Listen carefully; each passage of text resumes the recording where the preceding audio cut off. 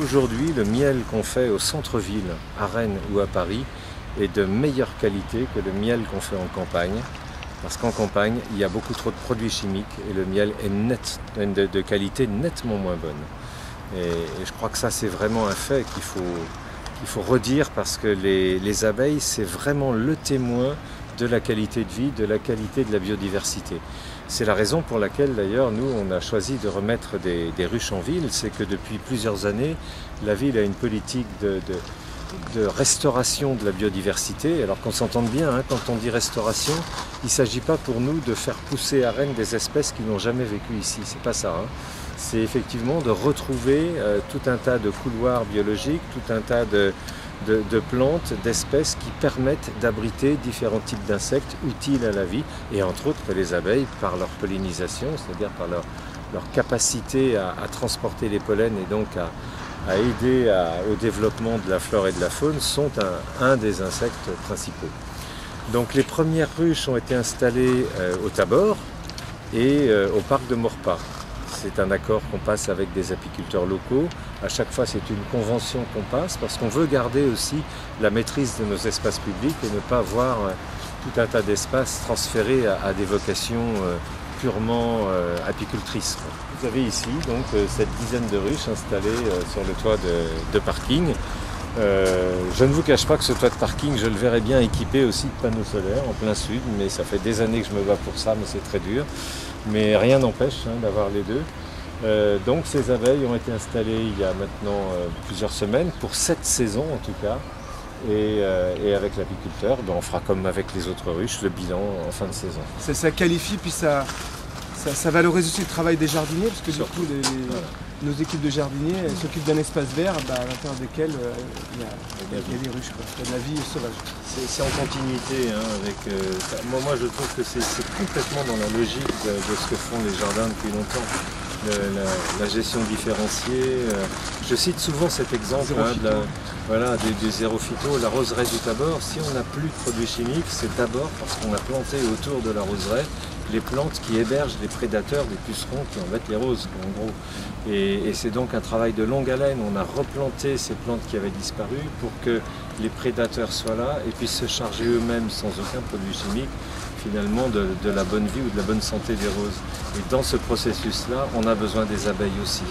Et donc nous, c'est tout à fait logique d'introduire petit à petit aussi des insectes pollinisateurs dans une zone où on a restitué un certain nombre d'espèces qui avaient disparu, parce qu'elles vont justement continuer à faire vivre ces espèces par leur fonction pollinisatrice. Le frelon asiatique, c'est une espèce invasive qui est arrivée depuis Bordeaux, en Aquitaine, et qui a petit à petit essaimé, c'est le cas de le dire, vers le centre et vers le nord de la France. Donc aujourd'hui, il est présent en Bretagne.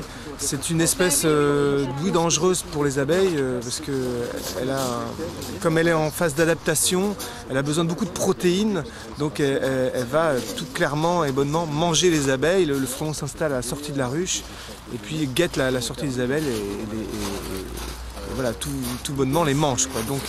Et donc peut décimer des essaims à une vitesse importante. Donc nous on travaille avec la Févildec, qui est un organisme départemental qui s'occupe des nuisibles et des invasifs, que ce soit plantes ou faune. Et ils nous ont conseillé de poser des pièges à à proximité de quelques ruchers, non pas pour piéger tous les frelons asiatiques, c'est pas du tout l'objectif bien sûr, mais c'est au moins de détecter leur présence. C'est ça en fait qui est important. Comme ça, quand on détecte une présence, on peut d'autant mieux intervenir rapidement pour détruire les essaims. Vous en faites appel à la population pour sa vigilance par exemple ? Moi personnellement, direction des jardins, peut-être pas, peut-être qu'il faudrait aller contacter les gens de la Févildec pour avoir plus d'informations sur ce sujet, mais c'est évident que toute information, à mon avis, est bonne à prendre sur des essaims qui sont situés assez haut, qui sont très importants, qui pourraient être potentiellement des essaims de frelons asiatiques. On a déjà réalisé un projet qui est en cours un petit peu de démarrage d'expérimentation, qui est un petit peu innovant, c'est le zéro phyto. On était, disons, à 99% sans phyto, mais on a démarré depuis cette cette année le zéro phyto dans les cimetières. Donc c'est des lieux particuliers dans lesquels, culturellement parlant, il était difficile de voir des herbes folles apparaître.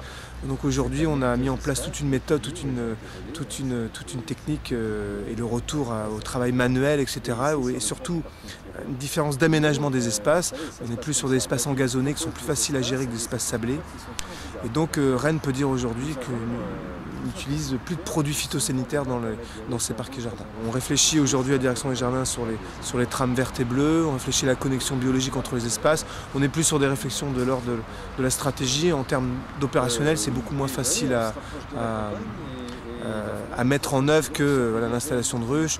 Donc on poursuit l'installation de ruches tout doucement. Il ne faut pas démultiplier non plus le nombre de sites, il faut y aller doucement, continuer à travailler avec les apiculteurs. Il n'y a absolument aucun danger pour la population quand vous installez un ruchier? Il n'y a pas de danger, sauf à les attaquer bruyamment ou à bousculer la ruche. Donc nous on essaye de s'éloigner des chemins publics, des institutions, des équipements qui reçoivent du public et des habitations pour protéger tout le monde, hein, abeilles comme personne, mais il n'y a pas de danger. L'abeille qui butine, c'est pas une abeille agressive.